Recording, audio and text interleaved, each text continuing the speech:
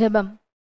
அன்பின் பரலோக பிதாவே, உம்மை நன்றியோடு துதிக்கிறோம் அப்பா, ஸ்தோத்தரிக்கிறோம், நன்றி செலுத்துகிறோம். உம்முடைய அன்புக்காக, உம்முடைய கிருபைக்காக, இரக்கங்களுக்காக நன்றி செலுத்துகிறோம் அப்பா. நாங்கள் நிற்பதும் நிர்மூலமாகாமல் இருப்பதும் உம்முடைய சுத்த கிருபை தகப்பனே. நன்றி செலுத்துகிறோம். எங்களுக்கு என்ன என்ன தேவைகளோ எல்லாவற்றையும் சிலுவையில் செய்து முடித்திருக்கிறீர். இந்த சத்தியத்திற்கு நேராக எங்களை வழி நடத்தி கொண்டிருக்கிறீர். சத்திய ஆவியானவரே, வேதத்தின் இரகசியங்களை, மறைபொருட்களை எளிமையாக நாங்கள் புரிந்து கொள்ளும் வகையில் கற்றுக் கொடுக்கிறதற்காக நன்றியப்பா. தடைகளை, மனக்கடினத்தை இயேசுவின் நாமத்தினாலே அப்புறப்படுத்துகிறேன். சத்தியத்தை அறிந்து கொள்ளக்கூடிய தாழ்மையான இருதயங்களை எங்கள் ஒவ்வொருவருக்கும் நீர் தருகிறதற்காக நன்றி செலுத்துகிறேன். எங்கள் தேவைகளை அறிந்திருக்கிறீர். எங்கள் சூழ்நிலைகள், ஏக்கங்களை எங்களை காட்டிலும் நன்றாக அறிந்திருக்கிறீர். எங்களுக்கு ஏற்ற மன்னாவை தாரும். வார்த்தையாக நீர் கடந்து வருகிறதற்காய் நன்றி செலுத்துகிறேன். உம்முடைய வார்த்தையை அற்புதங்களினாலும் அடையாளங்களினாலும் உறுதிப்படுத்துகிறதற்காய் நன்றி செலுத்துகிறேன். முழுமையாக அர்ப்பணிக்கிறேன். இயேசுவின் மூலம் ஜெபிக்கிறேன் நல்ல பிதாவே, ஆமென். Praise the Lord. ஹல்லேலூயா. நன்றி இயேசுவே. கிறிஸ்துவுக்குள் சகல ஆவிக்குரிய ஆசீர்வாதத்தினாலும் நாம் என்ன செய்யப்பட்டிருக்கிறோம்? ஆசீர்வதிக்கப்பட்டிருக்கிறோம். ஒரு பெரிய வாழ்வு நமக்கு கிறிஸ்துவுக்குள் கொடுக்கப்பட்டிருக்கிறது. விடுதலை கொடுக்கப்பட்டிருக்கிறது, மன்னிப்பு கொடுக்கப்பட்டிருக்கிறது. அது மாத்திரமல்ல, தேவனுடைய வாழ்வு நமக்கு என்ன செய்யப்பட்டிருக்கு? கொடுக்கப்பட்டிருக்கிறது. வசனம் சொல்லுகிறது, கர்த்தர் நல்லவர் என்பதை ருசித்து பாருங்கள், அனுபவித்து பார்க்க சொல்லுகிறார். கர்த்தரை என்ன செய்யணுமா? அனுபவிச்சு பார்க்கணுமா? நம்ம காற்றை சுவாசிக்கிறோம் இல்லையா? உணவை சாப்பிடுகிறோம் இல்லையா? ஒரு பொருளை நாம அனுபவிக்கிறோம் இல்லையா? அது போல தேவனை நாம என்ன செய்யணுமா? ருசிச்சு பார்க்கணுமா? அவரை அனுபவித்து பார்க்கணுமா? நமக்குள்ள அதற்காக தான் அவர் காத்து கொண்டிருக்கிறார். அவருடைய வாழ்வு நமக்கு கொடுக்கப்பட்டிருக்கிறது. இன்றைக்கு அநேக காரியத்துல விடுதலைக்காக, சுகத்துக்காக, சமாதானத்துக்காக, ஆசீர்வாதத்துக்காக நீங்க காத்து கொண்டிருக்கலாம். அது எல்லாவற்றையும் அவர் கிறிஸ்துவுக்குள் கொடுத்திருக்கிறார். அதையும் தாண்டி அவரது வாழ்வை நமக்கு என்ன செய்திருக்கிறார்? கொடுத்திருக்கிறார். இந்த வாழ்வை எப்படி நம்ம அனுபவிக்க முடியும்? அவர் உங்களுக்கு என்ன சொல்லுகிறாரோ அதன்படி செய்யுங்கள். அந்த வாழ்வை எப்படி அனுபவிக்கலாமா? அவர் உங்களுக்கு என்ன சொல்லுகிறாரோ அதன்படி என்ன செய்யணுமா? செய்யணுமா?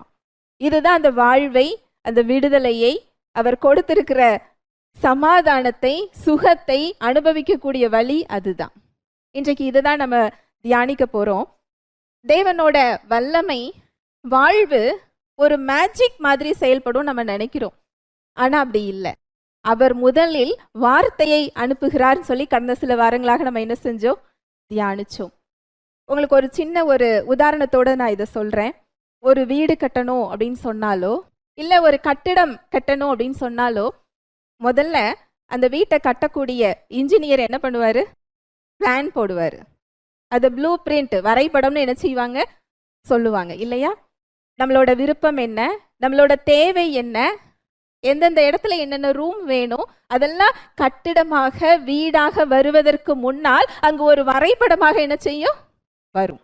அந்த வரைபடம் ஒரு கட்டிடமாகவோ வீடாகவோ மாறுவதற்கு அங்க தேவையான ஆட்கள், தேவையான பொருட்கள், அந்த செங்கல், அதெல்லாம் செஞ்சு ஒரு வேலையை செய்ய செய்ய செய்ய அந்த வரைபடம் என்ன செய்யும்? கட்டிடமாக மாறும். அது போலதான் தேவனுடைய வார்த்தையும். அவர் முதலாவதாக அவரது வாழ்வை, அவரது வல்லமையை, அவரது விடுதலையை ஒரு வரைபடமாக நமக்குள்ள என்ன செய்கிறார்? கொடுக்கிறார். அதுதான் அவருடைய வார்த்தை. அந்த வார்த்தை நாம் சும்மா கேட்கறதுக்காக என்ன செய்யப்படல? கொடுக்கப்படல. நமக்குள் கிரியை செய்வதற்காக, நம் மூலமாக அந்த வல்லமையை வெளிப்படுத்துவதற்காக. அவரது வார்த்தை ஒரு வரைபடம், ஒரு ப்ளூ பிரிண்ட். இந்த வார்த்தைக்கு கீழ்ப்படியும் பொழுது அது கட்டிடமாக, அதன் நோக்கம் அது என்ன செய்து நிறைவேறுகிறது. ஹல்லேலூயா, பிரைஸ் தி லார்ட். இன்னொரு சின்ன ஒரு உதாரணம் சொல்றேன். ஒரு அப்பா தன்னோட பிள்ளைய பார்த்து அந்த கதவை பூட்டிட்டு வான்னு சொல்றாரு. அந்த பிள்ளை அந்த கதவை போய் பூட்டுனா அந்த வார்த்தையோட நோக்கம் நிறைவேறுமா? இல்லை, என்னோட அப்பா கதவை மூடுன்னு சொல்லி இருக்கிறாருங்கிறத மனப்பாடம் செஞ்சுக்கிட்டே இருந்தா அந்த நோக்கம் நிறைவேறுமா? நான் சொல்ல வர்றது உங்களுக்கு புரியுதா? அநேக இடங்களுக்கு நான் போகும்போது ஒரு வசனத்தை ஆரம்பிக்கிறதுக்குள்ள என்ன செஞ்சிருவாங்க, சொல்லி முடிச்சிருவாங்க. அந்த வசனம் மனப்பாடம் பண்றது நல்ல விஷயம்தான். ஆனா அது மனப்பாடம் செய்கிறதுனால மாத்திரம் இல்ல, அந்த வசனத்துக்கு ஒரு நோக்கம் உண்டு. அந்த வசனம் உங்கள் வாழ்வில் கிரியை செய்வதற்காக என்ன செய்யப்பட்டிருக்கு, கொடுக்கப்பட்டிருக்கிறது. அந்த கதவை போய் பூட்டிட்டு வந்தாதான் அந்த கதவை மூடுன்னு சொல்ற வார்த்தையோட நோக்கம் என்ன செய்யும், நிறைவேறும். இல்லை என்றால் அதோட நோக்கம் என்ன செய்யறது இல்ல, நிறைவேறுகிறது. அங்க ஒரு ஆக்ஷன் தேவைப்படுது, அங்க ஒரு கீழ்ப்படிதல் தேவைப்படுது, அங்க ஒரு செயல் தேவைப்படுது. அதுபோல தேவன் நமக்கு கொடுத்திருக்கின்ற அந்த வார்த்தை, அவரது வார்த்தைக்கு நீங்கள் இணைந்து செயல்படும் போது அது வல்லமையும் அவரது வாழ்வும் என்ன செய்கிறது, வெளிப்படுகிறது. ஹல்லேலூயா, பிரைஸ் தி லார்ட். வாசிக்கலாம், யோவான் 2:5 முதல். அவருடைய தாய் வேலைக்காரரை நோக்கி, அவர் உங்களுக்கு என்ன சொல்லுகிறாரோ அதின்படி செய்யுங்கள் என்றால், யூதர்கள் தங்களை சுத்திகரிக்கும் முறைமையின்படியே ஒவ்வொன்று 2-3 குடம் தண்ணீர் கொள்ளத்தக்க 6 கற்சாடிகள் அங்கே வைத்திருந்தது. இயேசு வேலைக்காரரை நோக்கி, ஜாடிகளிலே தண்ணீர் நிரப்புங்கள் என்றார். அவர்கள் அவைகளை நிறைய நிரப்பினார்கள். அவர் அவர்களை நோக்கி, நீங்கள் இப்பொழுது மொண்டு பந்தை விசாரிப்புக்காரனிடத்தில் கொண்டு போங்கள் என்றார். அவர்கள் கொண்டு போனார்கள். தேவனோட வார்த்தை சொல்லுது, மனுஷன் அப்பத்தினாலே மாத்திரமல்ல, தேவனுடைய வாயிலிருந்து புறப்படும் ஒவ்வொரு வார்த்தையினாலும் பிழைப்பான். தேவனுடைய வார்த்தை ஒரு வரைபடம் போன்றது. அவர் நம்ம வாழ்க்கையில என்ன செய்யணும்னு நினைக்கிறாரோ அதற்கான வரைபடத்தை அவரது வார்த்தையின் மூலம் நமக்கு என்ன செய்கிறார், கொடுக்கிறார். இந்த சம்பவத்துல அந்த கல்யாண வீட்டுல திராட்சரசம் என்ன செய்தா, குறைவுபடுது. வாசிக்கலாம் மறுபடி, யோவான் 2:5. அவருடைய தாய் வேலைக்காரரை நோக்கி, அவர் உங்களுக்கு என்ன சொல்லுகிறாரோ அதின்படி செய்யுங்கள் என்றாள். அவருடைய தாய் வேலைக்காரரை நோக்கி, அவர் உங்களுக்கு என்ன சொல்லுகிறாரோ அதின்படி செய்யுங்கள் என்றார். உங்களுக்கு புரியுதோ புரியலையோ, நீங்க நம்புறீங்களோ நம்பலையோ, அவர் என்ன சொல்றாரோ அதன்படி என்ன செய்யுங்க, செய்யுங்க. இந்த அம்மாவுக்கு இந்த அனுபவம் எங்கிருந்து வந்திருக்கும்னு நினைக்கிறீங்க? அவங்க ஜெபித்து கொண்டு இருக்கும்போது காபிரியல் வருகிறார். உனக்கு ஒரு குழந்தை பிறக்க போகுது, அந்த குழந்தைக்கு என்ன பெயர் விடு, இயேசு என்று பெயரிடுவாயாக. மரியாள் கேட்குறாங்க, நான் புருஷனை அறியேனே, இது எப்படி ஆகும்? அது அவங்க முன்னாடி ஒரு பெரிய சவால். அந்த சமுதாயத்தில் அவங்க ஏற்றுக்கொள்ளப்படணும். அவங்க நிறைய கேலி பேச்சுகளை கேட்க நேரிடும், ஒதுக்கி வைப்பாங்க. அவங்க திருமணம் ஒரு கேள்விக்குறி. இது எப்படி ஆகும் அவங்க கேட்குறாங்க. அது பரிசுத்த ஆவியானவரால் ஆகும்.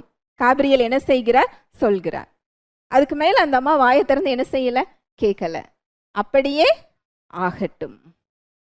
இந்த அனுபவம் தான் அவங்களுக்கு இங்க ஒரு காரியத்தை என்ன செய்ய சொல்லுது, செய்ய சொல்லுது. அதனோட பலனை அவங்க என்ன செஞ்சாங்க, அவங்க வாழ்க்கையில பார்த்தாங்க, அனுபவிச்சாங்க. தேவனுடைய வார்த்தை நமக்கு புரிகிறதற்காக என்ன செய்யப்படல, கொடுக்கப்படல.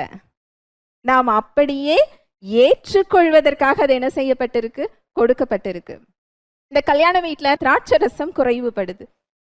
மரியாள் சொல்றாங்க வேலைக்காரர்கள் கிட்ட, அவர் உங்களுக்கு என்ன சொல்லுகிறாரோ அதன்படி என்ன செய்யுங்க, செய்ய சொல்லுங்க. அடுத்த வசனம் வாசிக்கலாம். யூதர்கள் தங்களை சுத்திகரிக்கும் முறைமையின்படியே ஒவ்வொன்று 2-3 குடம் தண்ணீர் கொள்ளத்தக்க 6 கற்சாடிகள் அங்கே வைத்திருந்தது. அங்க ஒரு மாய மந்திரம் அவர் என்ன செய்யல, ஒரு வார்த்தையே கொடுக்கிறாரு. அந்த ஜாடிகள்ல நீங்க என்ன செய்யுங்க, தண்ணீர் நிரப்புங்கள். தேவனுடைய வார்த்தை எப்பவுமே குழப்பமா என்ன செய்யாது, வராது. தனிப்பட்ட முறையில தெளிவா இருக்கும். தெளிவாக தனிப்பட்ட முறையில் அவர் குறிப்பிட்ட மாதிரி அவர் என்ன செய்வார், பேசுவார். அதனாலதான் வசனம் சொல்லுது, அவருடைய வார்த்தை கால்களுக்கு தீபமும் பாதைக்கு வெளிச்சமுமாய் இருக்கிறது. தேவனுடைய வார்த்தைக்கு கிரேக்க மொழியில 2 வார்த்தை சொல்லப்பட்டிருக்கும். ஒன்று லோகோஸ் அப்படின்னு சொல்லப்பட்டிருக்கும். அப்படி என்றால் எழுதப்பட்ட வார்த்தை என்று பொருள். நம்ம வேதத்துல சொல்லப்பட்டிருக்கிற எழுதப்பட்டிருக்கிற எல்லா வார்த்தைகளும் லோகோஸ். தேவனால் பரிசுத்த ஆவியானவரால் பல தெய்வ மனிதர்கள் மூலமாக எழுதப்பட்டது. இன்னொரு வார்த்தை என்ன சொல்லப்பட்டிருக்கும் என்றால் ரேமா. ரேமா என்றால் குறிப்பிட்ட சூழ்நிலைகள்ல, ஒரு பிரச்சனையில, நமக்கு தேவைகளின் மத்தியில அந்த சூழ்நிலைக்கென்று ஒரு பேசப்பட்ட ஒரு வார்த்தையை நமக்கு தருவார். அந்த சூழ்நிலைக்கு ஒரு வார்த்தையை நம்மோடு பேசுவார். அந்த எழுதப்பட்ட வார்த்தையிலிருந்து ஒரு வார்த்தை என்ன செய்வார்? பேசுவார். இதுக்கு பேரு தான் ரேமா.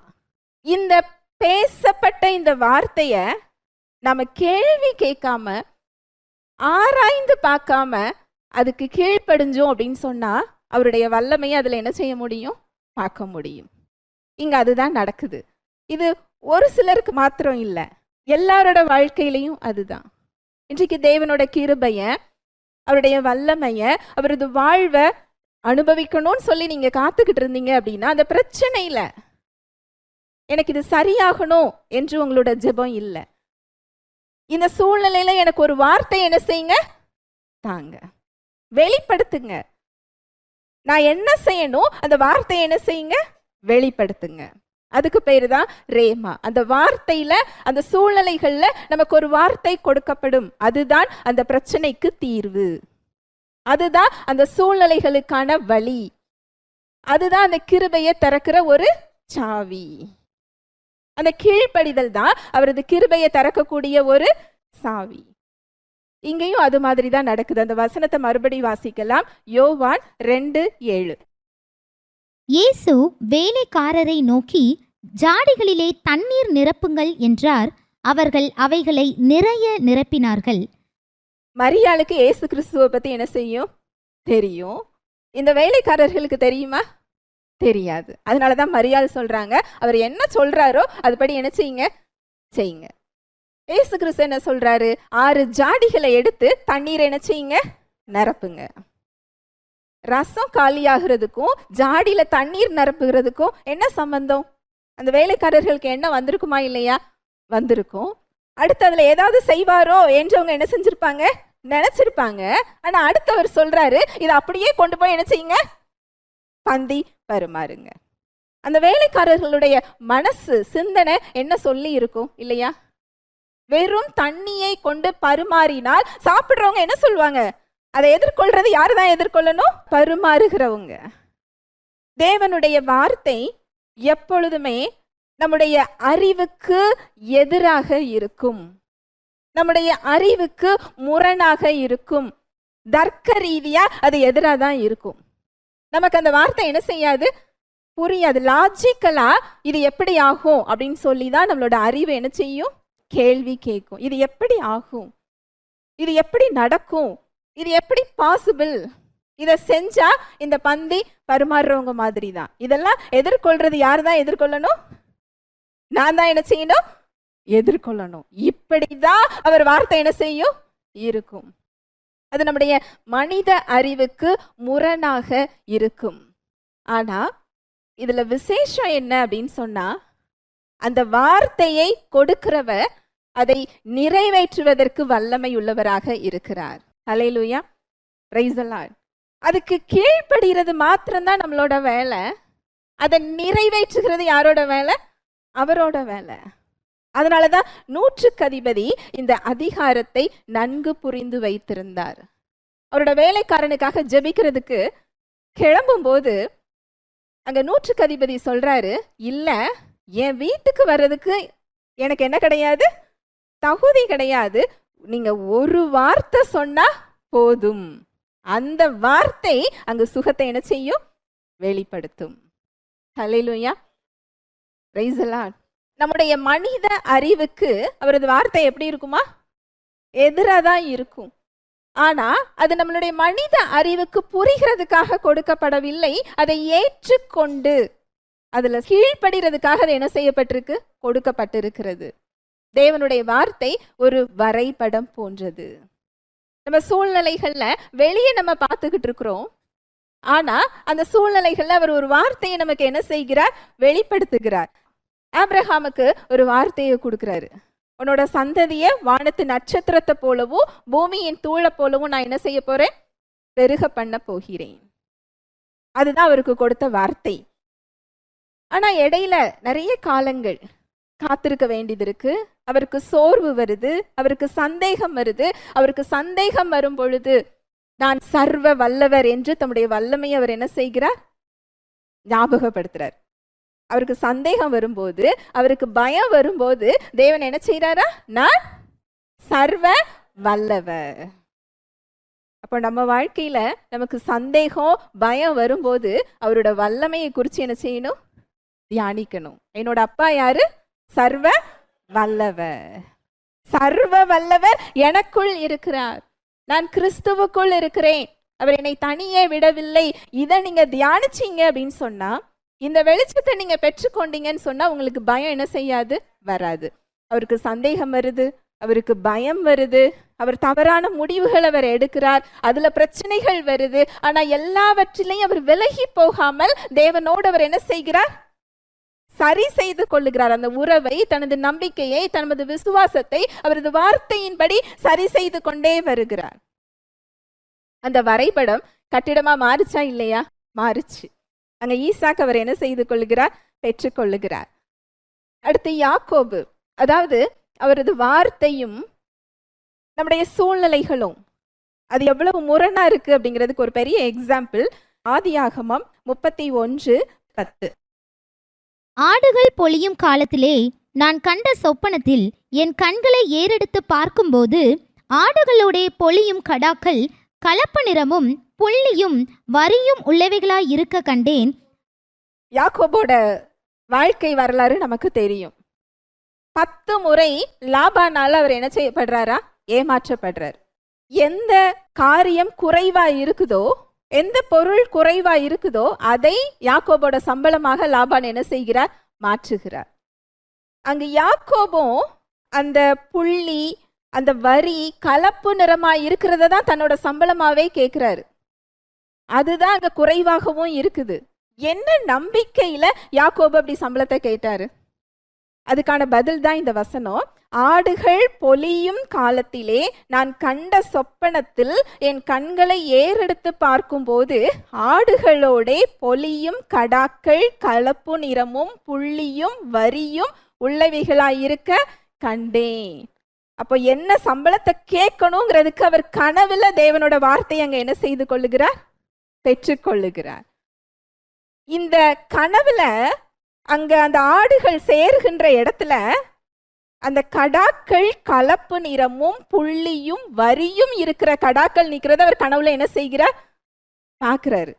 ஆனா சூழ்நிலையை பார்க்கும்போது அப்படிப்பட்ட கடாக்கள் குறைவா இருக்குது, அது மெலிவா இருக்குது, அது பலமுள்ளதா என்ன செய்யல? இல்ல. இத கேட்கறதுக்கு அவருக்கு என்ன வேணும்? தைரியம் வேணும். இது கேட்டா இது பெருகுமா? பலமுள்ள ஆடா இது இல்லையே, பலவீனமான ஆடா இருக்குதே, இது கொஞ்சமா இருக்குதே. இந்த கொஞ்சமா இருக்கிற பலவீனமா இருக்கிற ஒரு மந்தையை வைத்துக்கொண்டு நான் என்ன செய்வேன்? இதுதான் அவரோட சேலஞ்ச். ஆனா அவருடைய கனவுல தேவன் வெளிப்படுத்தினது எதை வெளிப்படுத்தி இருக்கிறார்? இந்த கொஞ்சமா இருக்கிறது, பலவீனமா இருக்கிறத தான் அவர் சம்பளமாவே என்ன செய்ய சொல்றாரு? கேட்க சொல்றாரு. இது யாக்கோபுக்கு புரியுமா? புரியாது. அங்க அவருக்கு பயம் வருமா? வரும். சந்தேகம் வருமா? வரும். ஆனா இங்க அவருக்கும் தேவனுக்கும் இடையில ஒரு உறவு இருக்கு. தைரியமா அந்த வார்த்தைக்கு அவர் கீழ்ப்படுகிறாரு. லாபானோட மந்தையை காட்டிலும் யாரோட மந்தை பெருகுச்சா? யாக்கோபின் மந்தை. அந்த கீழ்ப்படிதல் தான். லாபானுக்கும் அவருக்கும் பிரச்சனை. லாபான் அவரை நல்லா ஏமாற்றுகிறார். ஒரு வஞ்சகத்தோடு இருக்கிற ஒரு மனுஷன். அவர் கையில தான் அங்க அதிகாரம் இருக்கு, அவர் கையில தான் எல்லாம் இருக்கு. அப்படிப்பட்ட ஒரு இடத்துல அங்க தேவனோட வார்த்தை அவருக்கு போகுது. அந்த சூழ்நிலையில அவர் என்ன செய்யணுங்கிற வார்த்தை அவருக்கு என்ன செய்யுது? கனவாக செல்லுகிறது. அவர் கையில வேதாகமம் கிடையாது, கனவுல அந்த வார்த்தையை கொடுக்கிறாரு. அந்த வார்த்தைக்கு அங்க யாக்கோபு என்ன செய்கிறார்? கீழ்ப்படுகிறார். அந்த சூழ்நிலைகள்ல அந்த ஆசீர்வாதத்தை அவர் என்ன செய்து கொள்ளுகிறார்? பெற்றுக் கொள்ளுகிறார்.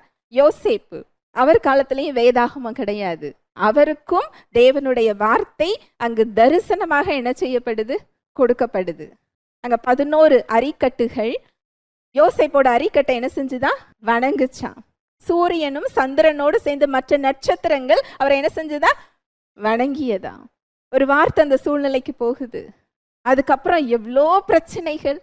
அடிமையாக விற்கப்படுகிறார், சிறைச்சாலையில அனுப்பப்படுகிறார், அநியாயமாக குற்றம் சாட்டப்படுகிறார். எல்லா பிரச்சனைகள்லையும் தேவனுடைய வார்த்தையை அந்த சூழ்நிலைகளால தடுக்க முடிஞ்சுதா? இல்லை. அந்த வார்த்தையை கொடுத்தவர் அதை நிறைவேற்றுகிறதுக்கு எப்படி இருந்தாரா? உண்மையுள்ளவரா இருந்தாரா? வல்லமையுள்ளவராக இருந்தார். இந்த வார்த்தையை அவர் அங்க விசுவாசிக்க போய் தான் அங்க யோசேப்பால் அந்த இடத்துல என்ன செய்ய முடிஞ்சது? எகிப்தின் அதிபதியாக மாற முடிந்தது. தேவனுடைய வார்த்தை என்பது ஒரு வரைபடமாக நமக்கு என்ன செய்யப்பட்டிருக்கு? கொடுக்கப்பட்டிருக்கிறது. நம்முடைய சூழ்நிலைகளில் அது முரணாக தான் நமக்கு தெரியும். நம்ம மனித அறிவுக்கு அது எப்படிதான் இருக்கும்?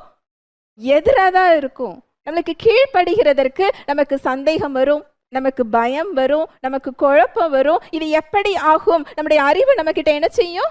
கேள்வி கேட்கும். இந்த பந்தி பரிமாறுகிறவர்கள் மாதிரி. இந்த வெறும் தண்ணியை கொண்டு நான் பரிமாறுனா என்ன சொல்லுவாங்க? அவங்க கண்கள் அங்க மாறியதை பார்த்துச்சா? பார்க்கல. ஆனா சாப்பிட்டவங்க சொன்னாங்க, முதல் பந்தியை விட இப்பதான் எப்படி இருக்குது? அதுலதான் ரிசல்ட் தெரியுது. அது வரைக்கும் பரிமாறுறவங்களுக்கு அங்க என்ன செய்யல? தெரியல. எவ்வளவு பெரிய விசுவாசம் இல்லையா? அவங்களுக்கு புரிஞ்சுதோ புரியலையோ, அவர் வார்த்தைக்கு அவங்க என்ன செஞ்சாங்க? கீழ்ப்படிஞ்சாங்க. அதுதான் அந்த சூழ்நிலைகள்ல தீர்வு. அவர் கொடுத்த வார்த்தை அதுதான். அந்த சூழ்நிலைக்கு அவர் கொடுத்த வார்த்தை அதுதான். ஜாடிகள்ல தண்ணியை என்ன செய்யுங்க? நிரப்புங்க. கொண்டு போய் என்ன செய்யுங்க? பரிமாறுங்க. ஹல்லேலூயா, பிரைஸ் தி லார்ட். இந்த கீழ்ப்படிதல் என்பதுதான் நம்முடைய விசுவாசத்தோட டெமான்ஸ்ட்ரேஷன். நம்ம விசுவாசத்தின் செயல் வடிவம் எதுதான்? கீழ்ப்படிதல் தான். உங்களுக்கு ஒரு வசனத்தோடு நான் உங்களுக்கு இதை விளக்கி சொல்றேன். யாக்கோபுல சொல்லப்பட்டிருக்கு. யாக்கோபு 2:17 வாசிக்கலாம். அப்படியே விசுவாசமும் கிரியைகள் இல்லாதிருந்தால் தன்னிலே தானே செத்ததாயிருக்கும். அப்படியே விசுவாசமும் கிரியைகள் இல்லாதிருந்தால் தன்னிலே தானே செத்ததாய் இருக்கும். விசுவாசம் செயல்ல இல்லை அப்படின்னு சொன்னா அந்த விசுவாசம் எப்படிப்பட்ட விசுவாசமா? செத்த விசுவாசம். ஒரு சரீரத்துல உயிர் இல்லை அப்படின்னு சொன்னா அந்த சரீரம் இயங்குமா? இயங்காது. அது ஒரு ஜடம் மாதிரி இருக்கும் இல்லையா? அதே போல நம்முடைய விசுவாசமோ செயல்ல இல்லைன்னு சொன்னா அது எப்படிப்பட்ட விசுவாசமா? செயல் இல்லாத விசுவாசம், செத்த விசுவாசம் என்று வேதம் என்ன செய்யுது?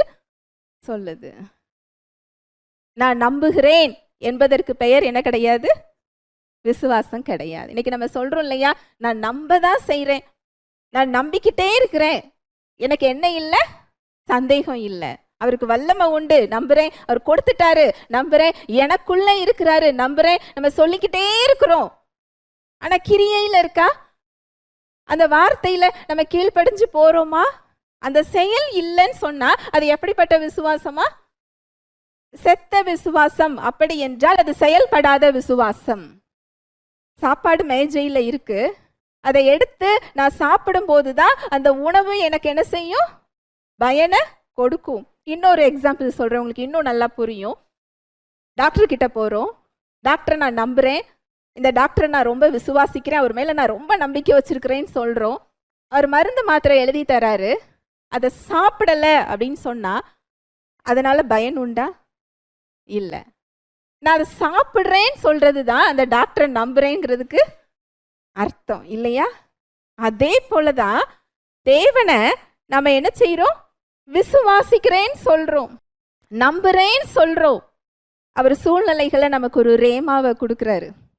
இந்த ஜாடிகளை நிரப்புங்கள்னு சொல்ற மாதிரி நம்ம சூழ்நிலைகளையும் ஒரு வார்த்தையை என்ன செய்யறாரு? கொடுக்கிறாரு. கொஞ்சம் பொறு அப்படின்னு சொல்றாரு. ஆனா நம்ம சூழ்நிலைகள்ல பொறுக்கிற இடம் இல்லை. நான் பொறுத்தா என்ன ஆகும், நான் இதுல செயல்படலைன்னா என்ன ஆகும். சூழ்நிலைகள் அது முரணாதான் என்ன செய்யும் இருக்கும். நம்முடைய சூழ்நிலைகள்ல அறிவு நம்ம வார்த்தைக்கு முரணாதான் கேள்வி அது என்ன செய்யும், கேட்கும்.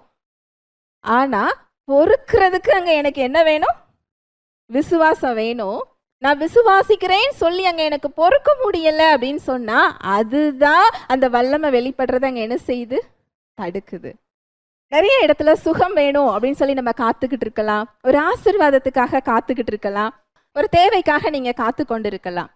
உங்களுக்கு தேவன் வெளிப்படுத்துகிற வார்த்தை, இந்த இடத்துல நீ இதை விட்டு கொடுன்னு சொல்லி அவர் வெளிப்படுத்தலாம், இந்த இடத்துல இதை நீ மன்னிக்கணும்னு வெளிப்படுத்தலாம். உங்களோட ஃபோக்கஸ் எல்லாம் எதுல இருக்கும், எனக்கு எப்போ சுகம் வரும், எனக்கு எப்போ விடுதலை வரும். ஆனா உங்களுக்கான ரேமா வார்த்தை என்னது, நீ இதை என்ன செய்யணும், விட்டு கொடுக்கணும், இதை நீ என்ன செய்யணும், மன்னிக்கணும், இந்த இடத்த நீ விட்டுரு, என்கிட்ட கூடன்னு சொல்வாரு. நாம கவனிக்கிறது இன்னொரு வாசல் என்ன செஞ்சுக்கிட்டு இருக்கோம், பார்த்துக்கிட்டே இருக்கோம். அவர் அதுக்கான ரூட்டை என்ன செய்யறாரு, நமக்கு காமிக்கிறாரு. இதுல நம்ம ஃபோக்கஸ் என்ன செய்யறது இல்ல, போறது இல்ல. நான் சொல்ல வர்றது உங்களுக்கு புரியுதா? அதனாலதான் அந்த விடுதலையை மிஸ் பண்றோம். அதனாலதான் அந்த இடத்துல சுகமோ அவருடைய கிருபையோ அவர் கொடுத்திருக்கிற வாழ்வையோ அனுபவிக்க விடாமல் நம்மளோட சுய சிந்தனை தான் என்ன செய்து தடுக்கிறது. தேவன் தடுக்கவில்லை, தேவன் காலதாமதம் பண்ணவில்லை. ஈவன் பிசாசு கூட என்ன செய்ய முடியாது, தடுக்க முடியாது. தேவன் தெரிந்து கொண்டவர்கள் மேல் யாரு குற்றப்படுத்த முடியும்? தேவன் நம் சார்பில் நிற்கும் போது எது நம்மை தடுக்க முடியும்? சூழ்நிலைகளோ பிசாசோ எதுவுமே அவர் நமக்கு வச்சிருக்கிறத என்ன செய்ய முடியாது, தடுக்க முடியாது. மனிதர்கள் தடுக்க முடியாது. அததான் அவர் சொல்றாரு, உன் பிரச்சனையெல்லாம் ஏன்ட்ட கூடன்னு சொல்றாரு. நீங்க ஒரு பிரச்சனையில வெற்றிக்காக காத்துக்கிட்டு இருக்கிறீங்க. அவர் சொல்றாரு, உங்களுக்கு அந்த சூழ்நிலைகள் அந்த ரேமா வார்த்தை உங்களுக்கு வருது, இந்த பிரச்சனையை நீ என்ன செஞ்சிரு, ஏங்கிட்ட கொடு. நமக்கு கொடுக்கறதுக்கு பயம். ஏனென்றால் தேவன்கிட்ட கொடுத்தா எனக்கு பிடிச்ச மாதிரி செய்ய மாட்டாரோ, ஏன் திட்டப்படி அவர் என்ன செய்ய மாட்டாரோ, செய்ய மாட்டாரோ, என்னோட வழி அங்க நடக்காதோ, அதனாலதான் அந்த பிரச்சனையை அவர்கிட்ட என்ன செய்ய மாட்டேங்கிறோம், கொடுக்க மாட்டேங்கிறோம். அப்போ நமக்கு அந்த இடத்துல என்ன இல்லை, விசுவாசம் இல்லை. இதோட ரூட்டை போய் செக் பண்ணி பார்த்தீங்கன்னா உண்மையிலே அவர் மேல என்ன இல்லை, விசுவாசம் இல்லை. ஆனா வாய் என்ன சொல்லுது, நான் விசுவாசிக்கிறேன், நான் விசுவாசிக்கிறேன். ஆனா உள்ள இருதயத்துல என்ன இல்லை, விசுவாசம். விசுவாசம் என்றால் அது செயல். கிரியே இல்லாத விசுவாசம் எப்படிப்பட்ட விசுவாசம், செத்ததா இருக்கிறது. ஒரு இடத்துல குடுன்னு சொல்வாரு, ஒரு இடத்துல நிக்காதன்னு சொல்வாரு, ஒரு இடத்துல விட்டுருன்னு சொல்வாரு, ஒரு இடத்துல மன்னிச்சிருன்னு சொல்வாரு, ஒரு இடத்துல பொறுமையாயிருன்னு சொல்வாரு. ஆனா சூழ்நிலைகள் எப்படிதான் இருக்கும், எதிராதான் இருக்கும். அதை விட்டு கொடுக்கறதுக்கு உங்க அறிவு உங்களுக்கு என்ன செய்யாது, ஒத்துழைக்காது. அந்த இடத்துல நில்லுன்னு சொன்னா நிக்கிறதுக்கு நம்மளால என்ன செய்யாது, முடியாது, வலிக்கும். அந்த இடத்துல நிக்கிறதுக்கு நமக்கு என்ன இருக்கும், வலிக்கும். அறிவு கேள்வி கேட்கும். ஆனா அந்த வார்த்தைக்கு கீழ்ப்படுகிறது தான் அற்புதத்தை திறக்கிற ஒரு இடம். அது அந்த கற்சாடிகள்ல தண்ணிய நிரப்புற மாதிரி, அந்த தண்ணீரை கொண்டு கல்யாண வீட்டு பந்தியில பருமாறுற மாதிரி. நம்ம அறிவுக்கு அது என்ன செய்யாது, புரியாது. ஹல்லேலூயா, பிரைஸ் தி லார்ட். அடுத்து கீழ்ப்படிதல் விசுவாசத்தின் செயல் வடிவம். பெரிய ஒரு எக்ஸாம்பிள் பார்க்கணும் அப்படின்னா, தாவீது ராஜா ஆடு மேய்க்கிற ஒரு சிறுவன் தன்னோட சகோதரர்களை பார்த்துட்டு வர சொல்லி அவங்க அப்பா அனுப்பி விடுறாரு. அங்க போய் பார்க்கும்போது அங்க ஒரு பெரிய ஒரு கலவரம் மாதிரி இருக்கு. கோலியாத் அந்த இஸ்ரவேல் ராணுவத்தை என்ன செய்கிறார், சவால் விடுகிறார். எல்லாரும் அங்கேயும் இங்கேயும் என்ன செஞ்சுக்கிட்டு இருக்கிறாங்க, ஓடிக்கிட்டு இருக்கிறாங்க. அங்க போருக்கு தயாராக இருக்கிற ஒரு இடம் இருக்கு.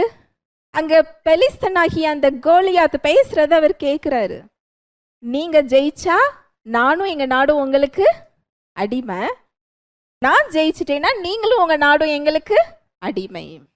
எல்லாரும் ஓடி ஒளியும் போது தாவீது கேட்கிறாரு, இந்த பெலிஸ்தனை கொன்னா என்ன கிடைக்கும்? அவர் கேட்கிற கேள்வி அதுதான். அதுக்கு அவர் சொல்ற காரணம் என்ன அப்படின்னா, ஜீவனுள்ள தேவனுடைய சேனையை நிந்திக்கிறதற்கு இந்த பெலிஸ்தன் ஏமாத்திரம். அந்த சவுல் ராஜா முன்னாடி அவரை கொண்டு போய் விடுறாங்க. நீ ரொம்ப சின்ன பையனா இருக்கிற, உனக்கு போர் அனுபவம் கிடையாது, ஒன்னால இந்த ப்ராசஸனை என்ன செய்ய முடியாது, கொல்ல முடியாது. அதுக்கு அவர் சொல்ற பதில் என்ன தெரியுமா, ஒரு முறை என்னோட மந்தையிலிருந்து ஒரு ஆட்டுக்குட்டியை சிங்கமும் கரடியும் என்ன செஞ்சுட்டு தூக்கிட்டு போயிட்டு, நான் அதை காப்பாற்றுகிறதற்காக நான் அதை என்ன செஞ்சேன், அதை கொன்று போட்டு நான் அதை எடுத்துட்டு வந்தேன். அதன் கைகள்ல இருந்து என்ன கர்த்தர் என்ன செய்தார், தப்புவித்தார். அந்த சிங்கமும் அந்த கரடியும் இந்த விருத்த சேதனம் இல்லாத பெலிஸ்தனும் ஒன்று. அவருக்கு கொடுக்கப்பட்ட வார்த்தை அதுதான். அப்படிதான் அவர் அந்த பிரச்சனையை பார்க்கிறாரு. அந்த கவசோட அந்த கேடகம் எல்லாத்தையும் தூக்கி ஓரமா வச்சுட்டு அவர் கையில தூக்குறது எதை தூக்குறாரு, கவன். 5 கூழாங்கல். 5 கூழாங்கல் அங்க தேவைப்படல, ஒரே ஒரு கல்லு தான். ஹல்லேலூயா, பிரைஸ் எல்லாம். அந்த ஒரே கல்லு தான். இந்த விருத்த சேதனம் இல்லாத பெலிஸ்தனும் அந்த கரடியும் அந்த சிங்கமும் எனக்கு என்னதுதான், ஒன்றுதான். அவருக்கு கொடுக்கப்பட்ட வார்த்தை அதுதான். அந்த செயல்தான் அந்த ராட்சசனை அவரால் ஜெயிக்க முடிந்தது. அந்த மெய்ப்பனுக்குரிய ஒரு தடியை தூக்கிட்டு போறாரு. அங்க அவர் கையில என்ன இருக்கு, கேடகம் இருக்கு, ஈட்டி இருக்கு, தலையில தலைச்சீரா இருக்குது, எல்லாத்தோடையும் அவர் வருகிறார். இவர் என்ன செய்யறாரு, கையில தடியோட போறாரு. அங்க கோலியாத் தாவீதுட்ட பேசும்போதே சொல்வாரு, நீ தடியோட வருகிறதற்கு நான் என்ன நாயா கேட்கிறாரு. தாவீது கேட்கிறாரு, நீ நிந்தித்த இஸ்ரவேலின் சேனைகளுடைய கர்த்தரின் நாமத்தினால நான் வருகிறேன், இன்றைக்கு உன் தலையை வெட்டி நான் ஆகாயத்து பறவைக்கு என்ன செய்ய போறேன், போட போறேன். அவர் கையில என்ன இல்ல, பட்டையும் இல்ல, அவர் கையில ஒரு கல் வச்சிருக்கிறாரு. உன் தலையை நான் என்ன செய்வேன்னு சொல்றாரு, வெட்டி நான் ஆகாயத்து பறவைக்கு என்ன செய்ய போறேன், போட போறேன். எப்பேற்பட்ட ஒரு வார்த்தை இல்லையா? இந்த கீழ்ப்படிதல் தான் அங்க அது நடக்க வைக்கிறது. யுத்தம் கர்த்தருடைய யுத்தமா அங்க என்ன செய்கிறது, மாறுகிறது. இதே வார்த்தை அங்க இஸ்ரவேலர்களுக்கும் கொடுக்கப்பட்டிருந்தது. ஆனா அவங்க பயத்தின் அடிப்படையில, மனுஷ வல்லமையின் அடிப்படையில அங்க கோலியாத்தை என்ன செஞ்சாங்க பார்த்தாங்க. நெகேமியா ஒரு ராஜாவோட பான பாத்திரக்காரர். எருசலேம் அலங்கம் இடிஞ்சு உள்றத அவர் கேள்விப்படுறாரு. கேள்விப்பட்டு அழுது உபவாசம் இருந்து ஜோம் பண்றாரு. ஜோம் பண்ணும்போது அவருக்கு ஒரு வார்த்தை கொடுக்கப்படுது. நெகேமியா 1:9. நீங்கள் என்னிடத்தில் திரும்பி என் கற்பனைகளை கைக்கொண்டு அவைகளின்படி செய்வீர்களானால் உங்களிலே தள்ளுண்டு போனவர்கள் வானத்தின் கடையாந்திரத்தில் இருந்தாலும் நான் அங்கே இருந்து அவர்களை சேர்த்து என் நாமம் விளங்கும்படி நான் தெரிந்து கொண்ட ஸ்தலத்துக்கு அவர்களை கொண்டு வருவேன் என்றும் தேவரீர் உம்முடைய தாசனாகிய மோசேக்கு கட்டளையிட்ட வார்த்தையை நினைத்தருளும். அவருக்கு கொடுக்கப்பட்ட வார்த்தை அதுதான். அவர் அங்க அழுகிறார், புலம்புகிறார், உபவாசம் இருக்கிறார். அவரோட செயல்களை சரியா செய்ய முடியல. ஏன்னா எருசலேமோட அலங்கம் எப்படி கிடக்கு, இடிந்து கிடக்கு. அதனுடைய வாசல் அக்கினியினால சுட்டரிக்கப்பட்டு கிடக்குது.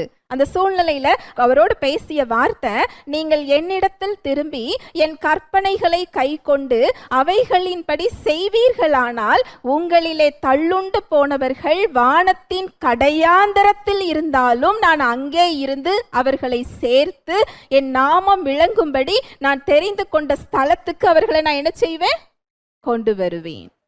என்னிடத்துல திரும்பினா போதும், என்னோட வார்த்தைக்கு கீழ்ப்படிஞ்சா போதும், நீங்க எந்த உலகத்துல சிதறடிக்கப்பட்டாலும் சரி நான் உங்களை ஒன்று சேர்ப்பேன். அங்க ஒன்று சேர்க்கிற வேலை யாரோட வேலை இல்லை, நெகேமியாவோட வேலை இல்லை. அதை கட்டுற வேலை யாரோட வேலை இல்லை, நெகேமியாவோட வேலை இல்லை. இந்த வார்த்தை அவருக்கு அங்க கொடுக்கப்படுது. இந்த வார்த்தை அவருக்குள்ள பேசப்படுது. அது அக்கினியாக அவருக்குள்ள எரிய ஆரம்பிக்குது. அதுதான் எரேமியா சொல்றாரு. அவர் சொல்லுகிற வார்த்தையெல்லாம் மக்கள் கேட்க மாட்டேங்கிறாங்க, கீழ்ப்படியல. அவங்க அவருக்கு எதிராக எழுந்து நிற்கிறாங்க. இனிமேல் இந்த மக்கள் கிட்ட அந்த வார்த்தையை நான் என்ன செய்ய போறது இல்லை, பேச போறது இல்லை. எரேமியா சொல்றாரு. சொல்லிட்டு அடுத்து சொல்றாரு, உங்க வார்த்தையை எலும்புகள் அடைப்பட்டு எரிய அக்கினி போல என்ன செய்யுது இருக்குது, என்னால பேசாம இருக்க முடியல. ஹல்லேலூயா, பிரைஸ் தி லார்ட். அவருடைய வார்த்தை வெறும் வார்த்தை கிடையாது. அதுல ஜீவன் இருக்கு, அதுல வல்லமை இருக்கு, உயிர்ப்பிக்கிற வல்லமை உடையது. நம்முடைய எலும்புகளை அக்கினியாக எரிய வைக்கக்கூடியது. நமக்குள்ள அது பேசும், நம்மை உணர்த்தும். அது ஆனா குற்றப்படுத்தாது. ஒரு ராஜாவோட அவருக்கு அடுத்தபடியா ஒரு முக்கியமான ஒரு பதவியில நெகேமியா இருக்கிறாரு. அவருக்கு காசுக்கு, பணத்துக்கு, செல்வாக்குக்கு, அதிகாரத்துக்கு எதுலையும் அவருக்கு குறைவில்லை. அவர் இருக்கிறது இன்னொரு தேசம். எருசலேம் எப்படி இருந்தா அவருக்கு என்ன? இன்னைக்கு நாம அப்படி தானே இருக்கிறோம். நாம, நம்ம குடும்பம், நம்ம பிள்ளைகள் நல்லா இருந்தா போதும். அவரோட சபை எப்படி இருந்தா என்ன? எனக்கு இது வேணும், எனக்கு இது நடக்கணும். நம்ம வேலையை நம்ம என்ன செய்யறோம், பார்க்குறோம். இங்க நெகேமியா அப்படி இருக்க முடியும்? அவருக்கு எந்த குறையும் கிடையாது. ஆனா அவர் எப்படி இருந்தாரா? துக்கத்தோடு. அங்க எருசலேம் இடிபட்டு கிடக்கிறத பார்த்துட்டு நான் எப்படி இருக்க முடியும் ராஜா கிட்ட சொல்றாரு. அப்படிப்பட்ட நெகேமியாக்கள் இன்றைக்கு ஆண்டவருக்கு என்ன செய்யல? இல்லை அப்படின்னு தான் நான் சொல்லுவேன்.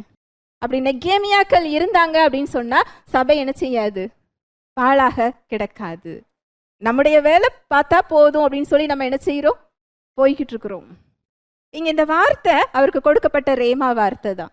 அவருக்கு கீழ்ப்படிஞ்சா போதும், எங்க இருந்தாலும் அவர் என்ன செய்வாரு? கொண்டு வந்து சேர்ப்பார். அது நடந்துதா? நடக்கலையா? அதுக்கு வாய்ப்பு இருந்துதானா? இல்ல. கூட இருக்கிற அவரோட சொந்த ஜனங்களே புறஜாதிகளோட ஒரு ஐக்கியத்தை வச்சுக்கிட்டு அவருக்கு எதிராக தான் இருந்தாங்க. நீங்க அந்த புஸ்தகத்தை எடுத்து வாசிச்சு பாருங்க. அவர் செய்யற ஒரு வேலையை கிண்டல் பண்ணுவாங்க. ஒரு நரி ஏறுனா அது என்ன செஞ்சிடும்? இடிந்து விழுந்து விடும்.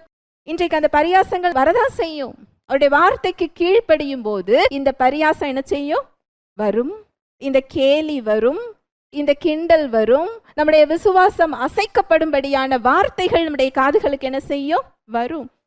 ஆனா இதை நம்ம கவனிக்காம, அதுல நம்ம போக்கஸ வைக்காம அவரை நோக்கி பார்க்கும்போது அங்க அந்த அலங்கம் கட்டி முடிக்கிறத நம்மளால என்ன செய்ய முடியும்? பார்க்க முடியும். 52 நாட்கள்ல என்ன செஞ்சாரா? கட்டி முடிச்சார். அங்க வார்த்தை அவருக்கு போச்சுது. அந்த வார்த்தையை அவர் பிடித்து கொண்டு கீழ்ப்படுகிறாரு. தன்னோட வேலையை பார்த்தா போதும்னு அவர் என்ன செய்யல? நினைக்கல. அங்க கீழ்ப்படுகிறார். அதை செய்து முடிச்ச வேலை யாரோட வேலை?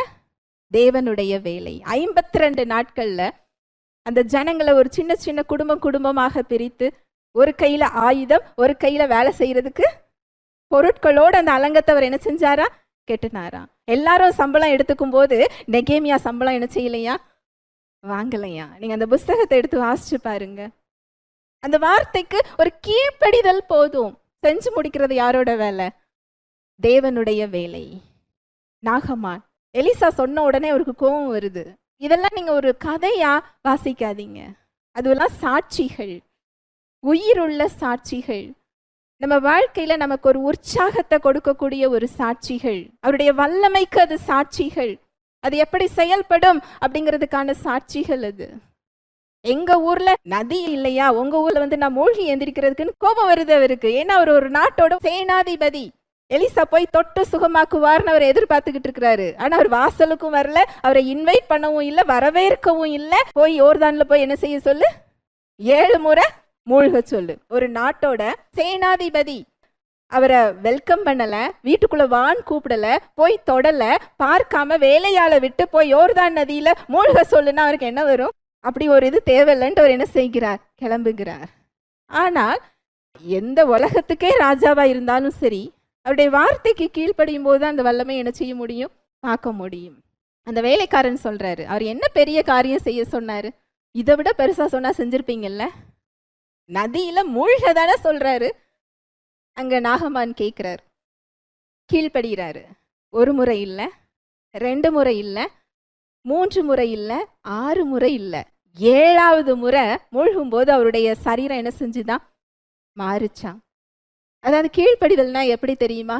தர்க்கம் பண்ணாம, நம்ம மனித அறிவை முன்னுக்கு நிறுத்தாம, நம்ம சொந்த பலத்தை அந்த இடத்துல கொண்டு போய் போராடாம, அவருடைய வார்த்தைக்கு கீழ்ப்படுகிறது தான் கீழ்ப்படிதல். 2வது முழுமையா கீழ்ப்படுகிறது, அறக்குறையா இல்லை. நாகமான் 6 முறை மூழ்கிட்டு இன்னும் வரலையே அப்படின்னு சொல்லி 7வது முறை அவர் மிஸ் பண்ணியிருந்தாருன்னா அந்த சுகத்தை என்ன செஞ்சிருக்க மாட்டார்? பார்த்திருக்க மாட்டார். முழுமையான கீழ்ப்படிதல். அடுத்து காலதாமதம் இல்லாத கீழ்ப்படிதல். காலதாமதம் இல்லாம கீழ்ப்படியும் போது தேவனோட சிறந்ததை உடனே என்ன செய்ய முடியும்? ஆக்க முடியும். சீஷர்கள் இயேசு கிறிஸ்து போகும்போது அந்திரேயா, பேதுரு இவங்களெல்லாம் பார்த்த உடனே கூப்பிடுறாரு. உடனே அவங்க என்ன செஞ்சாங்களா? வலைய விட்டுட்டு போனாங்களாம். நான் கணக்கு வழக்கெல்லாம் பார்த்துட்டு வரேன், எத்தனை மீன் செயலாயிருக்குன்னு பார்த்துட்டு வரேன்னு அவங்க என்ன செய்யல? சொல்லலை. உடனே வலைய விட்டுட்டு அவங்க என்ன செஞ்சாங்களா? போனாங்க. கால தாமதம் இல்லாத கீழ்ப்படிதல். ஆபிரகாம் ஈசாக்க பலியிடு அப்படின்னு சொல்றாரு. நான் சாராள் கிட்ட ஒரு அட்வைஸ் கேட்டுக்கிறேன்னு அவர் என்ன செய்யல? சொல்லல. சாராள் கிட்ட அட்வைஸ் கேட்டிருந்தா சாராள் என்ன செஞ்சிருக்க மாட்டாங்க? விட்டுருக்க மாட்டாங்க. நீங்க அதை எடுத்து வாசிச்சு பாருங்க. அதிகாலமே அப்படின்னா அவர் யார்கிட்டயும் அதை குறிச்சு என்ன செய்யல, பேசவே இல்லை, டிஸ்கஸ் பண்ணவே இல்லை. தேவன் சொன்னதை நீங்க கொஞ்சம் டிஸ்கஸ் பண்ணீங்கன்னா உங்களோட நோக்கமே அங்க என்ன செஞ்சிடும், மாறிடும் உடனே. அதிகாலமே, ஏனென்றால் தேவன் உங்களோட தனிப்பட்ட முறையில பேசி இருப்பார். அது மற்றவங்களுக்கு புரியாது. நீங்க சொல்லும் போது அவங்களுக்கு அது எப்படி தெரியும், உலக பிரகாரமா லாஜிக்கலா அது அவங்களுக்கு நம்ப முடியாது, ஏற்றுக்கொள்ள முடியாது. இது தப்பா போயிருங்கிற ஐடியாவை தான் உங்களுக்கு என்ன செய்வாங்க, கொடுப்பாங்க. அதிகாலமே எழுந்து பையன் அழுத குட்டி எல்லாத்தையும் கூட்டிட்டு என்ன செய்கிற, புறப்படுகிறார். இந்த கால தாமதம் இல்லாத கீழ்ப்படிதல் தான் அவரை விசுவாசத்தின் தந்தையாக மாற்றுகிறது. ஒரு வசனத்துல சொல்லப்பட்டிருக்கும், எப்போ அங்க ஆபிரகாம் தேவனுக்கு பயப்படுகிறார் என்று தேவன் அறிந்து கொள்றாருன்னு சொன்னா, ஈசாக்க பலிபீடத்துல கிடத்தி பலி கொடுக்கிறதுக்கு தன்னோட கத்திய ஓங்கும் போது அங்க அவர் சொல்றாரு, நீ எனக்கு பயப்படுகிறவன் என்று நான் அறிந்து கொண்டேன். அங்கு ஆபிரகாம் தேவனே தேவனே என்று சொல்லும் போது தேவன் அதை என்ன செய்யல, சொல்லல. தேவன் எப்பொழுதுமே நம்மளோட ஜெபத்தோட நீளத்தை பார்க்கறது இல்ல, நம்ம என்னெல்லாம் சொல்றோங்கிறத அவர் பார்க்கறது இல்ல, அவருடைய வார்த்தைக்கு கீழ்ப்படுகிறதை அவர் அளவீடாக பார்க்கிறார். அந்த மதிப்பை தான் அவர் என்ன செய்து கொள்ளுகிறார், பார்க்கிறார். அவர் வார்த்தைக்கு நான் கீழ்ப்படுகிறேன், அதை ஏற்றுக்கொள்றேனா, அந்த அளவீடை தான் தேவன் என்ன செய்து கொண்டிருக்கிறார், பார்த்து கொண்டிருக்கிறார். விசுவாசத்தை அளவீடு செய்கிற இடமே அதுதான். இன்னொன்று, விசுவாசம் என்பது நமக்குள்ள நம்முடைய ஆவியில ஏற்படுகின்ற ஒரு இடம். விசுவாசம் என்கிறது ஒரு ஆவிக்குரிய ஒரு இயல்பு, ஆவிக்குரிய ஒரு காரியம், உள்ளே இருக்கின்ற ஒரு காரியம். நான் விசுவாசிக்கிறேன் என்பது அந்த உள்ளே உள்ள காரியம் நான் செயல்படும் போதுதான் வெளிப்படுத்தப்படும். அது செயல்கள்ல தான் அந்த விசுவாசம் என்ன செய்யும், வெளிப்படுத்தப்படும். ஹல்லேலூயா, பிரைஸ் தி லார்ட். இன்னொன்று ஒரு ரொம்ப அழகான ஒரு சம்பவம், எரிகோ கோட்டைய உடைக்கிறதற்கு தேவன் கொடுத்த திட்டம் என்ன திட்டம், வித்தியாசமான ஒரு திட்டம். கோட்டையை 7 முறை என்ன செய்யணும், சுத்தி வரணும். இதெல்லாம் நான் ஏன் சொல்றேன் அப்படின்னா, நம்முடைய சூழ்நிலைகள்ல அவர் நமக்கு கொடுக்கிற வார்த்தை இப்படிதான் இருக்கும். நம்முடைய மனித அறிவுக்கு எப்படி இருக்கும், முரணா இருக்கும், எதிரா இருக்கும். நம்ம லாஜிக்கலா யோசிச்சு பார்த்தோம்னா அதை செய்ய மாட்டோம். நம்ம சொந்த பலத்துல பார்த்தோம்னா அதை செய்ய மாட்டோம். யாரோடவா சேர்ந்து நம்ம ஒரு டிஸ்கஸ் பண்ணோம்னா அதை என்ன செய்ய மாட்டோம். இப்படிதான் இருக்கும். அங்க எரிகோவை உடைக்கிறதற்கு, எரிகோவை ஜெயிக்கிறதற்கு தேவன் கொடுத்த திட்டம், அந்த கோட்டைச்சுவரை என்ன செய்யணும், சுற்றி வரணும். இதை யார்கிட்டையாவது சொல்லி பாருங்களேன், என்ன சொல்லுவாங்க, இல்லை இந்த ஜனங்கள் சுத்தி வரும்போது அந்த கோட்டைச்சுவர் மேல அங்க உள்ள வீரர்கள் நின்றுகிட்டு இருந்தாங்க, அவங்க இந்த ஜனங்களை எப்படி பார்த்துட்டு இருந்திருப்பாங்க. அதுவும் ஒரு பேச்சு கூட பேசக்கூடாது, அவங்களுக்கு ஒரு கமாண்ட், அதுதான் தேவனுடைய வார்த்தை, அதுதான். ஏனென்றால் அவங்க பேசின காரியங்கள் தான் துர்ச்செய்தியை பரப்பி உங்க முன்னோர்களால என்ன செய்ய முடியல, போக முடியல. நான் பேசுற பேச்சுக்கு அவ்வளவு வல்லமை இருக்கு. அதனால நீங்க எதுவும் பேசாதீங்க. ஏனென்றால் அவங்க பேச விட்டுருந்தா அவங்க பேசியிருக்கலாம், இவ்வளோ பெரிய கோட்டைச்சுவரை சுத்த சொல்றாரு எதுக்கு, இது ஒவ்வொருத்தட்டையா பாஸ் பண்ணி அது எப்படிப்பட்ட காரியங்களை அங்க உண்டாக்கி இருக்கும் இல்லையா. அதனால 6 நாளும் யாரும் யார் கூட என்ன செய்யக்கூடாது, பேசக்கூடாது. உங்க வாயிலிருந்து ஒரு வார்த்தை கூட புறப்படக்கூடாது, வசனம் சொல்லப்பட்டிருக்கு. இன்றைக்கு நம்ம ஒரு பிரச்சனையில, ஒரு காரியத்துல, ஒரு சூழ்நிலையில அவருடைய வல்லமைக்காக, வாழ்வுக்காக காத்துக்கிட்டு இருக்கிறோமே, நம்ம வாயிலிருந்து எப்படிப்பட்ட வார்த்தை வருது. நீங்க துர்ச்செய்தியை பேசுனீங்கன்னா உங்க வாயிலிருந்து ஒரு வார்த்தை கூட வரக்கூடாதுன்னு அவர் சொல்றாரு. ஏனென்றால் அது விசுவாசத்தை தடுக்கிற ஒரு இடம். நம்முடைய அவிசுவாசம் பரவக்கூடியது. அது பயத்தை கொண்டு வரும், முறுமுறுப்பை கொண்டு வரும், சோர்வை கொண்டு வரும். தேவனுடைய வல்லமை அது என்ன செய்யும், தடுக்கும். கோட்டைச்சுவரை சுத்தி வராங்க. 7வது நாள் அவங்க ஆர்ப்பரிக்கும் போது கோட்டைச்சுவர் என்ன செய்யுதா, இடிஞ்சு விழுது. இது எங்கேயாவது நடக்குமா? மனுஷ அறிவுக்கு இது லாஜிக்கலா நம்மளால யோசிக்க முடியுமா? முடியும். தேவனால் எல்லாம் கூடும். அந்த விசுவாசம் அவரை தொடர்பு கொள்ள செய்கின்ற ஒரு இடம். ஆவியான தேவனை இந்த உலகத்துல தொடர்பு கொள்ள செய்யற ஒரு இடம். ஒரு வார்த்தைக்கு கீழ்ப்படியும் போது சூழ்நிலைகள் எப்படி இருந்தாலும் அவரால் மாற்ற முடியும். ஜனங்கள் வனாந்தரத்துல இறைச்சி கேட்குறாங்க. மோசே சொல்றாரு, நம்ம கிட்ட உள்ள ஆடு மாடெல்லாம் அடிச்சா கூட அவ்வளவு இறைச்சி என்ன செய்ய முடியாது, கொடுக்க முடியாதே. தேவன் சொல்றாரு, என் கரம் குறுகி போயிட்டா. 30 லட்சம் மக்களுக்கு வனாந்தரத்துல அவர் எங்க இருந்து இறைச்சி கொடுக்க முடியும்? ஒருவேளை இறைச்சிக்கு அவங்க சொன்னாங்க, ஆனா தேவன் 1 மாச இறைச்சியை கொடுத்தாராம். நான் சொல்ல வர்றது உங்களுக்கு புரியுதா? நீங்க வாசிச்சு பாருங்க. ஒரு வேளைக்கு அங்க மோசே சொல்றாரு, எத்தனை ஆடு மாடு அடிச்சாலும் இவங்களுக்கு என்ன செய்ய முடியாது, கொடுக்க முடியாதே. அந்த ஜனங்கள் எப்படி எங்களுக்கு அவர் தருவாருன்னு கேட்குறாங்க. என் கரம் குறுகி போயிற்றோ என்று சொல்லி இவங்க இறைச்சியை தேடி போகல. அங்க சமுத்திரத்துல கீழ்காற்றை வர வச்சு சமுத்திரத்தில் உள்ள எல்லா காடைகளையும் அவங்க கூடாரத்தின் வாசலுக்கு கொண்டு வந்து போட்டாராம். அவருடைய வல்லமை அப்படிப்பட்டது. மரிச்சு போயிருக்கிற உங்க செல்களை, உங்க உறுப்புகளை உயிர்ப்பிக்கக்கூடிய வல்லமை நிறைந்தது. உங்க சூழ்நிலைகளை உயிர்ப்பிக்கக்கூடிய வல்லமை நிறைந்தது. உங்க குடும்பம் உடைஞ்சு போயிருக்கலாம், சிதறி போயிருக்கலாம், எங்க போயிருந்தாலும் ஒட்ட வைக்கக்கூடிய வல்லமை அவருக்கு இருக்கு, சேர்க்கக்கூடிய வல்லமை இருக்கு. என் தேவன் தம்முடைய ஐஸ்வர்யத்தின்படி உங்கள் குறைவுகளை எல்லாம் கிறிஸ்துவுக்குள்ள என்ன செய்கிறார், நிறைவாக்குகிறார். வல்லமை அவருடையது, வாழ்வு அவருடையது. அது வெளியே இல்லை, உங்களுக்குள்ளதான் என்ன செய்யப்பட்டிருக்கு, கொடுக்கப்பட்டிருக்கு. அவருடைய வார்த்தைக்கு கீழ்ப்படுகிற இடம், அவரோடு நீங்கள் அலைன்ட் ஆகிற ஒரு இடம், அவரோடு இணைகின்ற ஒரு இடம், அவருடைய வல்லமையை வெளிப்படுத்துகிற பாலமாக அந்த கீழ்ப்படிதல் இருக்கிறது. இதுல என்ன விசேஷம் தெரியுமா, நீங்க கீழ்ப்படிஞ்சா போதும். அந்த கீழ்ப்படிறதுமே நம்முடைய வல்லமையில இல்ல. வசனம் சொல்லுது, பிலிப்பியர் 2:13 வாசிக்கலாம். ஏனெனில் தேவனே தம்முடைய தயவுள்ள சித்தத்தின்படி விருப்பத்தையும் செய்கையையும் உங்களில் உண்டாக்குகிறவராயிருக்கிறார். ஏனெனில் தேவனே தம்முடைய தயவுள்ள சித்தத்தின்படி விருப்பத்தையும் செய்கையையும் உங்களில் உண்டாக்குகிறவராய் இருக்கிறார். விருப்பத்தையும் யார் தான் கொடுக்கிறாரா, அவரே கொடுக்கிறார். அதை செயலாற்றுகிற வல்லமையும் யாருடையதா, அவருடையது.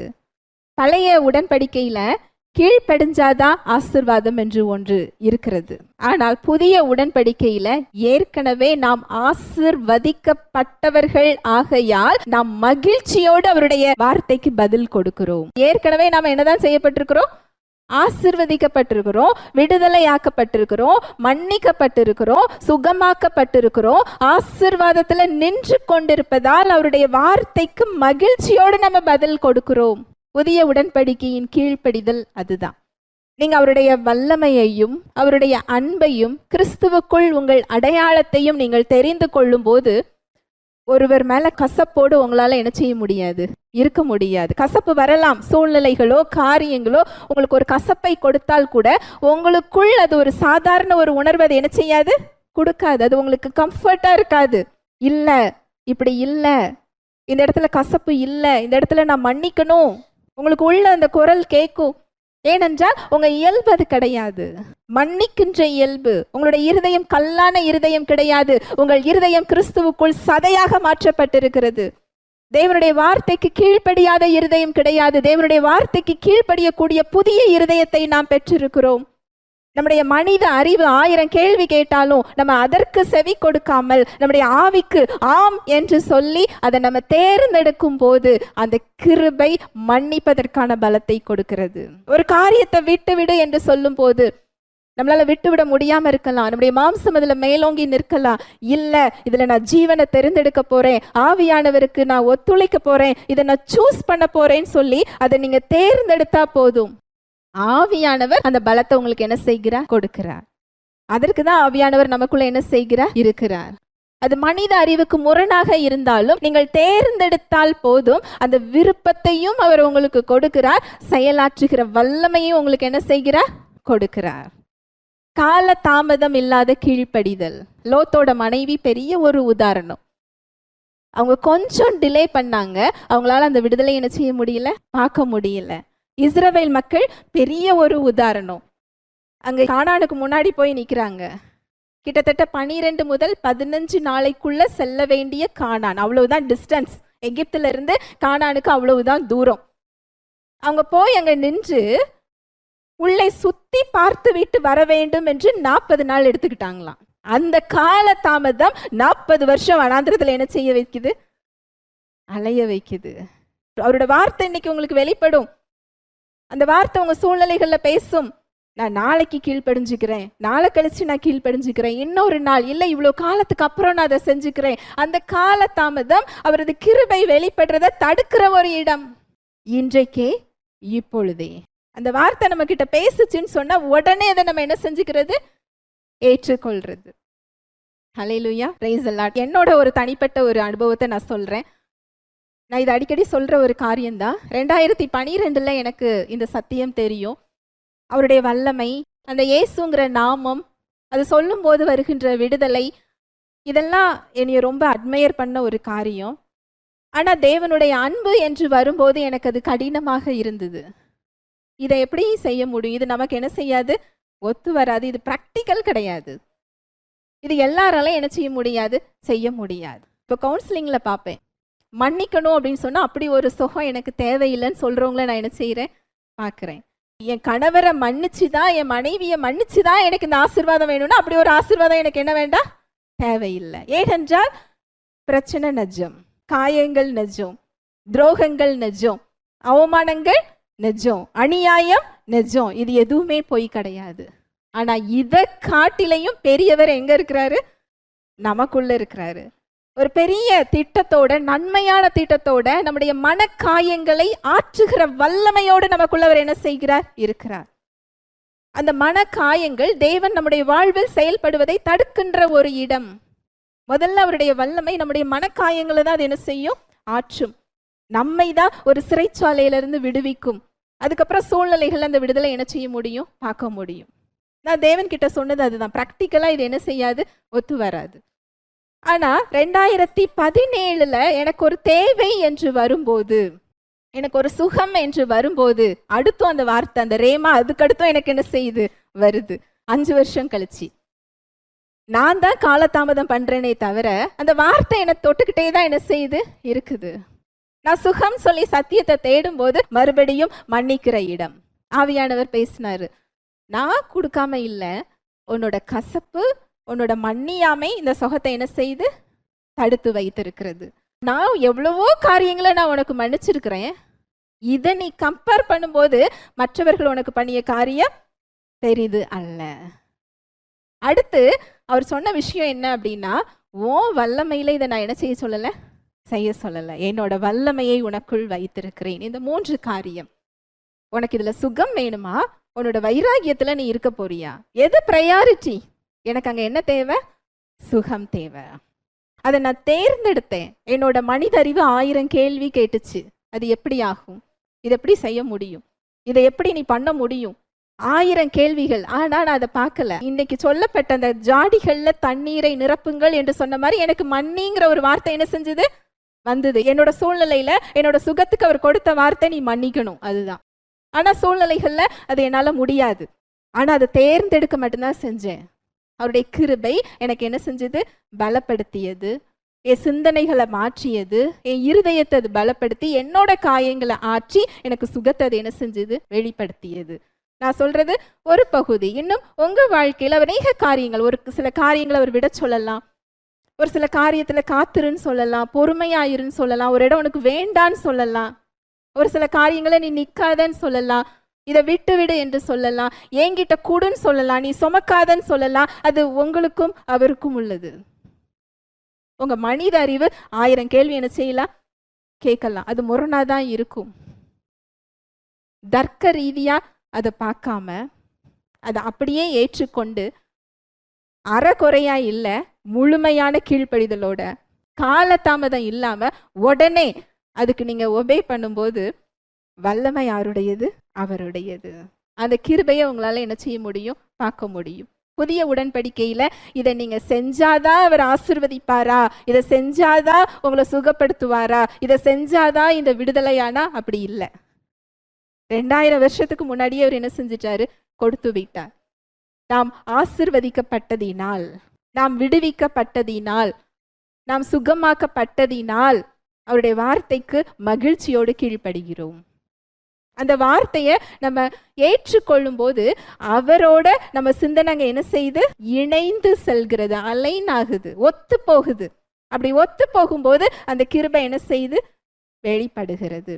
ஹல்லேலூயா, பிரைஸ் தி லார்ட்.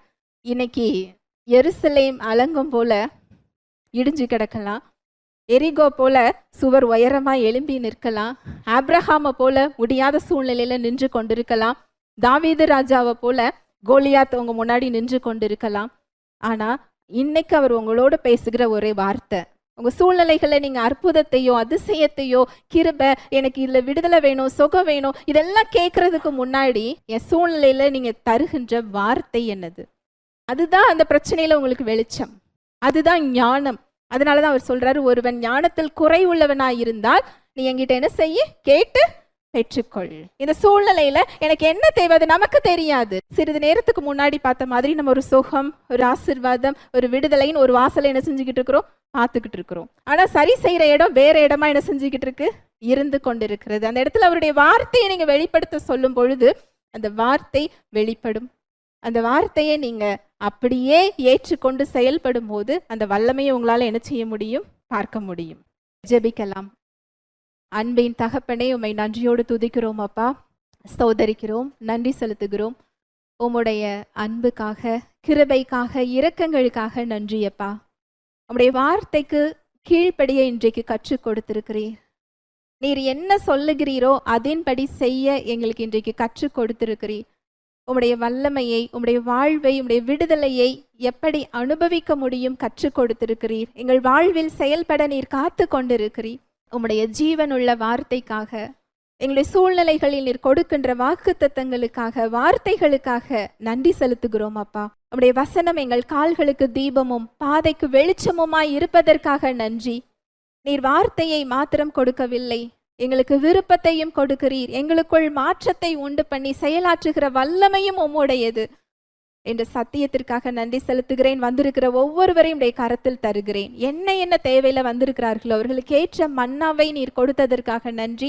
அவர்களோடு பேசியதற்காக, இடைப்பட்டதற்காக நன்றி. அவர்களுடைய சூழ்நிலைகளில் உடைய வார்த்தையாகிய வெளிச்சத்தை அவர்களுக்கு நீர் கொடுக்கிறதற்காக நன்றி அப்பா. அந்த வெளிச்சத்தில் அவர்கள் விடுதலையை பெற்றுக்கொள்கிறதற்காக நன்றி. அவங்க மன விருப்பங்களை பெற்றுக்கொள்கிறதற்காக நன்றி. தடைகளை நீக்கி போடுகிற ஜெய கிறிஸ்து முன் செல்கிறதற்காக நன்றி அப்பா. அவங்க கையின் பிரயாசங்கள் ஆசீர்வதிக்கப்பட்டதற்காக நன்றி. கொடுக்கும் கரங்களாக உயர்த்தியதற்காக நன்றி அப்பா. தேவ வாழ்வு, தேவ சமாதானம், தேவ சுகத்தை அவங்க சரீரம், அவங்களுடைய சிந்தனைகள்ல இயேசுவின் நாமத்தினால கட்டவிழ்கிறேன். அவங்க செய்வதெல்லாம் வாய்க்க செய்கிறதற்காக நன்றி. வாழ்நாளெல்லாம் நன்மையும் கிருபையும் உங்களை பின்தொடரும். இயேசுவின் நாமத்தினாலே ஆசீர்வதிக்கிறேன். இயேசுவின் மூலம் ஜெபிக்கிறேன் நல்ல பிதாவே, ஆமென்.